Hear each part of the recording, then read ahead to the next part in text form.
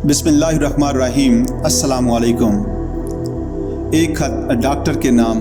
सामईन, कायद-ए-आज़म की खत खताबत में से एक दिलचस्प सिलसिला सितंबर 1944 के 2 खतूत हैं जो कायद-ए-आज़म ने nature cure clinic and sanatorium Poona के डॉक्टर डी के मेहता के नाम लिखे। वाज़ेह रहे कि डॉक्टर मेहता ने गांधी का भी इलाज किया था।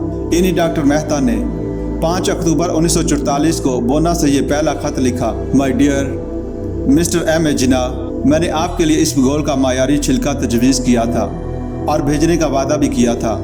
वो मैंने बाज़रिया पार्सल आज आपको इरसाल कर दिया है। काम की ज़्यादती की वजह से कदर ताख़ीर पर माज़रत ख़्वाह हूँ। इस मुख्तसर से राब्ते के दौरान आपने मेरे साथ जिस खुशखुल्की का मुज़ाहरा किया, इस पर मैं आपका शुक्रगुज़ार हूँ। 2 मरतबा तो आपने मुझे झंझोड़ डाला। इस खत के जवाब में कायद 19 अक्टूबर 1944 को बम्बई से लिखते हैं, डियर डॉक्टर मेहता, आपके 5 अक्टूबर के खत का बहुत बहुत शुक्रिया। मुझे छिलके की बोतल भेजकर आपने दरअसल लुत्फ़ व अनायत का मुज़ाहरा किया। आपने चंद रोज़ के लिए मेरा जो इलाज किया, इस पर मैं आपका अज़ हद शुक्रगुज़ार हूँ। इस दौरान में मुझे आपके साथ तबादला ख़यालात से भी खुशी हुई।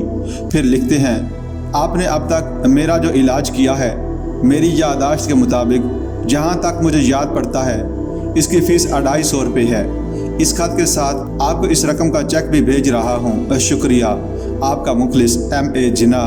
डॉक्टर मेहता ने चेक वापस कर दिया और 6 अप्रैल 1945 को बम्बई से खत लिखा जिसमें फ़ीस कबूल ना करने की वजह बयान की। कायद-ए-आज़म ने 25 अप्रैल 1945 को इसका जवाब लिखा जो हिस्ब ज़ैल है। डियर डॉक्टर मेहता, आपके 6 अप्रैल के खत का बहुत बहुत शुक्रिया। मैं तकरीबन ठीक हूँ।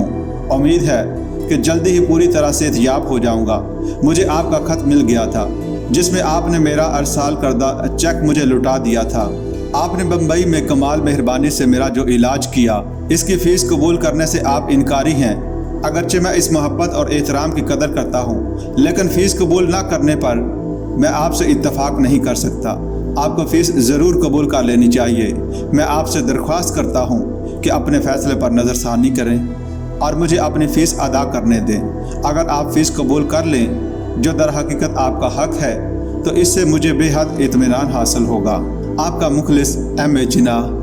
नाज़रीन व सामीन, डॉक्टर मेहता के साथ मज़ीद खत-ओ-ख़ताबत का जिक्र नहीं। शायद गांधी के मुआलिज से मज़ीद इलाज करवाना कायद के साथियों या उन्होंने ख़ुद मुनासिब ना समझा हो या किसी दूसरे डॉक्टर से रब्ता हो गया हो, लेकिन खत-ओ-ख़ताबत के इस सिलसिला से ये ज़रूर साबित होता है कि हमारे कायद कितने गयूर थे और इन्हें किसी डॉक्टर से इलाज तक करवाना किसी तौर काबिल कबूल नहीं था जो अपनी फ़ीस वसूल ना करता हो।